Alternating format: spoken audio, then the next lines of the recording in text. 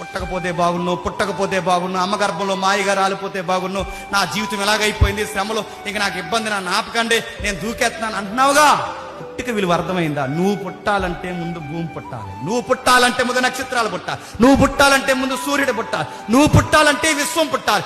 ఈ విశ్వాన్ని పుట్టించి నడిపిస్తున్న నేను, విశ్వాన్ని ఇంత క్రమంగా నడిపిస్తున్న నేను, వెలుగు పుట్టక ముందే వెలుగులో ఉన్నవాడిని, చీకటి పుట్టక ముందే చీకటికి ప్రారంభికుడిని, ప్రతి దానికి ప్రారంభికుడిగా ఉన్న నేను, ఎన్నిట్లో ఉన్న నేను, భూమి పుట్టక ముందున్న నేను. యోబో, ఏం జరిగిపోయిందని నన్ను ఫీల్ అవుతున్నావు?